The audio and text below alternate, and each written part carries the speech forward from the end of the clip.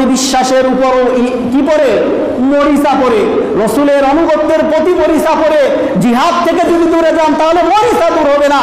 যদি জিহাদ আপনার শিক্ষা থাকে তাহলে এই মরিচাগুলো টিকতে পারবে না, মরিচা দূর হয়ে যাবে।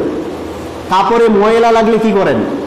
কাপড়ে ময়লা লাগলে ব্লিচিং পাউডার সাবান দিয়ে ভিজিয়ে রাখেন। কেন রাখেন? ময়লা দূর করার জন্য। ঠিক ইমানের ময়লা দূর করার জন্য একটাই পদ্ধতি, তা হচ্ছে জিহাদ। জিহাদ ছাড়া ইমানের মরিচা দূর হবে না।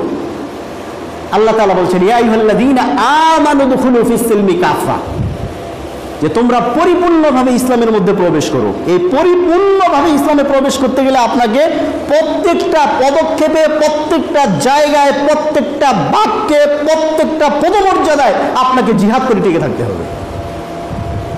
শয়তান চতুর্দিক থেকে আপনাকে অ্যাটাক করে আছে, আপনাকে দেখে আছে চতুর্দিক থেকে। হাদিসের মধ্যে এসেছে যে শয়তান 70,000 নেক স্রোতে একজন ইমানদার ব্যক্তির উপর আসর করার জন্য প্রস্তুত থাকে সর্ব অবস্থায়। যে কোনোভাবে হোক তাকে আসর করে সে তাকে জাহান্নামে নিয়ে যাবে। আর এই আসর এই শয়তানের ষড়যন্ত্র থেকে বাঁচতে হলে একমাত্র জিহাদের উপরে আপনাকে টিকে থাকতে হবে। মনে করেন যখন যেখানে যেভাবে থাকবেন তখন সেভাবে ওইভাবেই জিহাদের উপরে আপনাকে অবিচল থাকতে হবে। পরিবারে নিয়ে আসেন, মনে করেন কৃষকেরা যে সংগ্রাম করে জমিনে ফসল ফলায় না, এটাও এক ধরনের জিহাদ। এরপরে পরিবারে নিয়ে আসেন, এই পরিবারটার জন্য আপনাকে হালালভাবে রুজি রোজগার করতে হয়, আপনাকে পরিশ্রম করে রুজি রোজগার করে নিয়ে আসে পরিবারের জন্য খাদ্য জোগাড় করতে হয়, এটাও এক ধরনের জিহাদ। কিন্তু আপনার যেখানে যেখানে অধিকার আছে, দেখেন পরিবার পরিচালনা করার দায়িত্ব আপনার, এখানে পরিবারে আপনার অধিকার আছে, এখানে যে কাজগুলো আপনি পরিবারের কল্যাণের জন্য করলেন, আল্লাহ সন্তুষ্টির জন্য করলেন, এগুলো জিহাদ হলো। অনুরূপভাবে আপনার সামাজিক ক্ষেত্রে, আপনার রাজনৈতিক ক্ষেত্রে, আপনার রাষ্ট্রীয় ক্ষেত্রে, এই প্রত্যেকটা ক্ষেত্রে অন্যায়কে, এই প্রত্যেকটা ক্ষেত্রে জুলুমকে, এই প্রত্যেকটা ক্ষেত্রে শিরককে, এই প্রত্যেকটা ক্ষেত্রে বিদআতকে দূর করার জন্য আপনার যত রকম পদক্ষেপ আছে, এই প্রত্যেকটা পদক্ষেপের নাম হচ্ছে জিহাদ।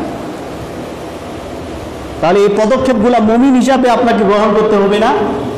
হবে না? আপনার প্রত্যেকটা জায়গাতে আপনাকে পরীক্ষা দিতে হবে। আম হাসিবতুম আন তাদখুলুল জান্নাতা ওয়ালাম্মা ইয়াতিকুম মাসালুল লাযিনা খালাউ মিন ক্বাবলিকুম। আল্লাহ তাআলা বলছেন যে তোমরা শুধু বলেছো ঈমান এনেছো আর ঈমান হয়ে গেল, আর তোমাদেরকে আমি পরীক্ষা করব না? তোমরা ভাবছো যে জান্নাতে প্রবেশ করেছো? আম হাসিবতুম আন তাদখুলুল জান্নাতা, যে তোমরা কি ভাবছো যে তোমরা জান্নাতে প্রবেশ করে গেলে অথচ তোমাদের কোনো পরীক্ষা হবে না? আল্লাহ পাক রব্বুল আলামিন বলছেন, আহাসিবান নাসু আন ইউতরাকু আন ইয়াকুলু আমান্না ওয়া হুম লা ইফতানুন, যে তোমরা বলছো আমরা ঈমান আনলাম আর হয়ে গেল, তোমাদের কোনো পরীক্ষা নিলাম না। বিষয়টা এমন নয়। তোমাদের পূর্বে যারা ঈমানের দাবি করেছে তাদেরও আমি পরীক্ষা করেছি। আল্লাহু আকবার। ইসলাম প্রতিষ্ঠিত হয়েছে কিসের উপর? মরুভূমির উত্তপ্ত বালুর উপরে অসংখ্য শহীদের রক্তের বিনিময়ে আল্লাহ তাআলা এই পৃথিবীতে ইসলামকে প্রতিষ্ঠিত করেছেন। উত্তপ্ত বালুর উপরে যে যারা ঈমান এনেছিল, কালিমা পড়েছিল, মুহাম্মদ সাল্লাল্লাহু আলাইহি সাল্লামের প্রতি ঈমান এনেছিল, এদেরকে উত্তপ্ত বালুর উপরে শয়ে দিয়ে ঘোড়াকে যে চাবুক দিয়ে পিটানো হয়, এই চাবুক দিয়ে তাদেরকে পিটায় রক্তাক্ত করা হয়েছে। ঘোড়ার লেজের সাথে বেঁধে দিয়ে ঘোড়াকে দ্রুত গতিতে দৌড়ানো হয়েছে। এরপরও তাদেরকে ঈমান থেকে দূর করতে পারেনি। এই জায়গাতে ইসলাম প্রতিষ্ঠিত হয়েছে। তাহলে বুঝতে হবে যেখানেই থাকেন ওইখানেই আপনাকে চিন্তা করতে হবে যে এখানে আমার রাসূল কি করেছে আর আমার আল্লাহর আদেশ এখানে কি আছে।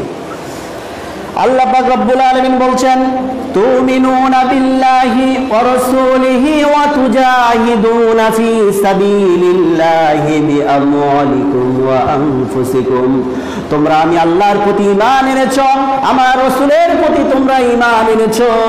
এরপরে শুনো, আল্লাহর প্রতি আমি আল্লাহর প্রতি ঈমানকে ঠিক রাখার জন্য, আমার রাসূলের আনুগত্যকে ঠিক রাখার জন্য তোমাদের জান এবং মালের বিনিময়ে তোমাদেরকে জিহাদ করতে হবে। হয়তো এমনটাও হয়ে যেতে পারে যে আল্লাহর বিধানকে প্রতিষ্ঠিত করার জন্য তোমার জীবনটাও কুরবানি দিয়ে দিতে হতে পারে।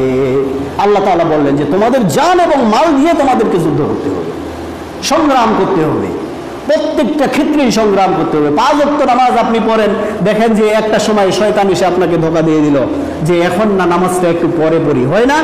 যারা নামাজ পড়ে তাদের মধ্যে তো এটা আসে, যারা পড়ে না তাদের ভিতর তো আর আসবে না। হয়তো দেখা গেল যে ফজরে একটু খারাপ লাগছে, একটু পরে নামাজটা পড়ি, হতে হতে দেখা গেছে বেলা উঠে গেছে, হ্যাঁ কাজা হয়ে গেল নামাজ। শয়তান ওখানে ধোঁকা দিচ্ছে আপনাকে। এখানে জিহাদ কি? শরীরের মধ্যে যে শীতের কাপড় আছে, কাপড় ফালাই দিয়ে ফ্যান ট্যান ঘরের মধ্যে বন্ধ করে দিয়ে উজু করে নামাজে দৌড়, এটাই হচ্ছে জিহাদ। ওখানে মুসলমানদেরকে জিহাদের উপরে টিকে থাকতে হবে, এটা মাথায় আপনাকে ভালোভাবে রাখতে হবে। রাসূলের সুন্নত, একটা সুন্নত নষ্ট হয়ে যাচ্ছে। রাসূলের সুন্নত দাড়ি বড় রাখা, এই আমি দাড়ি রাখতে পারছি না, যে বন্ধু বান্ধবের